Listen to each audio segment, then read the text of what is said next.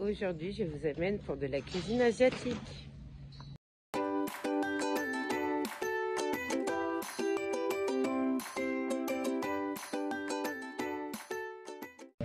Je vais vous montrer comment faire des makis. Allez, on part au Japon. Alors, atelier de sushi maki. Alors, vous avez les pailles pour faire les makis, les feuilles de nori, le riz, il y a du vinaigre de riz, de la sauce de soja, du thon, des avocats et du fromage frais. Alors, après cuisson, il faut mettre du vinaigre de riz. Voilà. Et on mélange avec. Faut que ça colle un petit peu, je pense. C'est pour ça qu'on met du vinaigre. Alors, pour faire les makis, alors là, vous avez une partie colorée et la moins colorée. Donc, il faut prendre la partie colorée à l'extérieur. Voilà. Maintenant, je vais rajouter de l'eau. Alors là, je vais mettre le thon. Un petit peu. Hein. Alors là, je mets l'avocat. Alors là, je rajoute du fromage frais, de Saint-Maurin.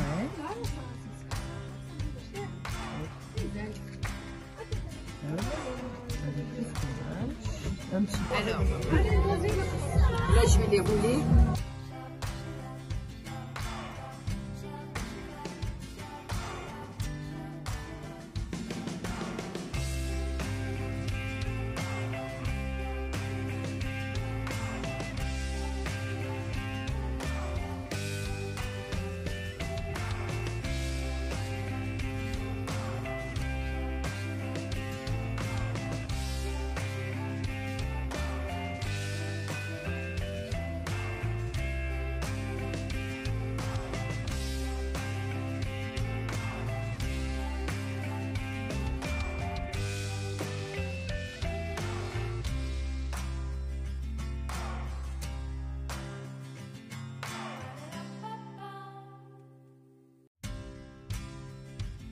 J'ai un petit boudin.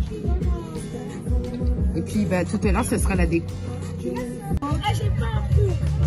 Alors, je coupe le maki.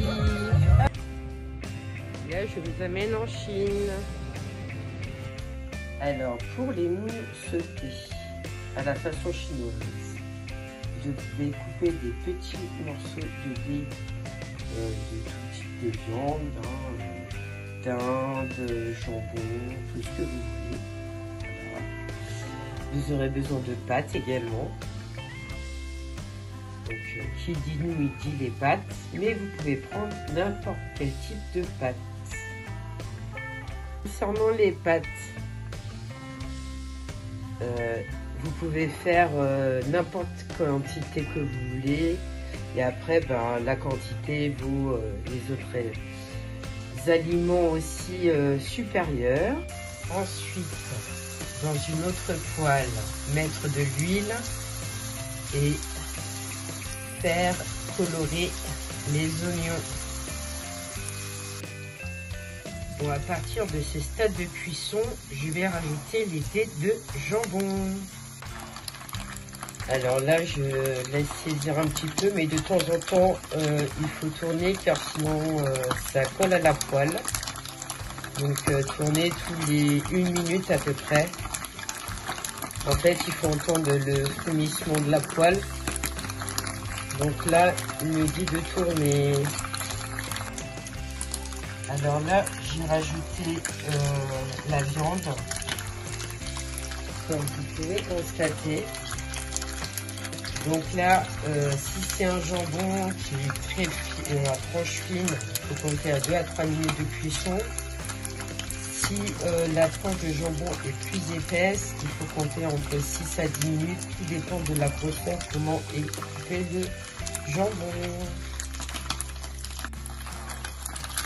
Alors là, je tourne, vous voyez, ça colle un petit peu. Donc il faut tourner de temps en temps, comme je vous ai dit. Tout dépend de votre matériel, si c'est une poêle, si c'est un sautoir, si c'est un autre voilà, matériau pour cuire la viande, quoi. Voilà, il faut tourner, sinon ça colle. Et maintenant, je vais rajouter les œufs que j'ai brouillés tout à l'heure. Là, j'ai rajouté les œufs brouillés. Il faut mélanger pendant 2 minutes. Et ensuite, j'ai oublié de vous dire également, c'est que vous pouvez, au lieu des pâtes, vous pouvez mettre également du riz. Et tout type de riz, bien sûr, pas le riz gluant, mais tout type de riz, vous pouvez rajouter ce plat-là, comme le riz cantonais. C'est la même façon de faire le riz cantonais. J'ai mis les nouilles, donc il faut touiller. Excusez-moi, c'est pas facile de faire une vidéo et de préparer à manger en même temps. Pour vous montrer.